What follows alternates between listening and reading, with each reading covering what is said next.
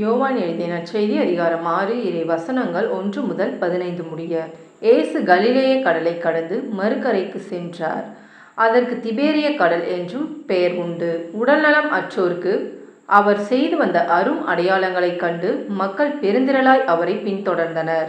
இயேசு மலைமேல் ஏறி தம் சீடரோடு அமர்ந்தார். யூதருடைய பாஸ்கா விழா அண்மையில் நிகழவிருந்தது. இயேசு நிமிர்ந்து பார்த்து மக்கள் பெருந்திரளாய் அவரிடம் வருவதைக் கண்டு, இவர்கள் உண்பதற்கு நாம் எங்கிருந்து அப்பம் வாங்கலாம் என்று பிலிப்பிடம் கேட்டார்.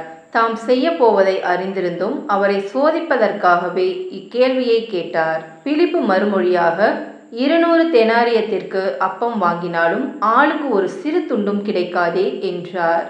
அவருடைய சீடருள் ஒருவரும் சீமோன் பேதுருவின் சகோதரருமான அந்திரேயா, இங்கே சிறுவன் ஒருவன் இருக்கிறான். அவனிடம் 5 வார்கோதுமை அப்பங்களும் 2 மீன்களும் உள்ளன. ஆனால் இத்தனை பேருக்கு இவை எப்படி போதும் என்றார். இயேசு மக்களை அமர செய்யுங்கள் என்றார்.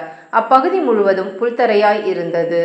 அமர்ந்திருந்த ஆண்களின் எண்ணிக்கை ஏறக்குறைய 5000. இயேசு அப்பங்களை எடுத்து கடவுளுக்கு நன்றி செலுத்தி அமர்ந்திருந்தோருக்கு கொடுத்தார். அவ்வாறே மீன்களையும் பகிர்ந்தளித்தார். அவர்களுக்கு வேண்டிய மட்டும் கிடைத்தது. அவர்கள் வயிறார உண்டபின், ஒன்றும் வீணாகாதபடி எஞ்சிய துண்டுகளை சேர்த்து வையுங்கள் என்று தம் சீடரிடம் கூறினார்.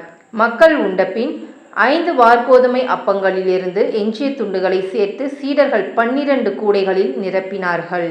இயேசு செய்த இந்த அரும் அடையாளத்தை கண்ட மக்கள், உலகிற்கு வரவிருந்த இறைவாக்கினர் உண்மையில் இவரே என்றனர். அவர்கள் வந்து தம்மை பிடித்து கொண்டு போய் அரசராக்கப் போகிறார்கள் என்பதை உணர்ந்து இயேசு மீண்டும் தனியாய் மலைக்கு சென்றார். இது கிறிஸ்துவின் நற்செய்தி.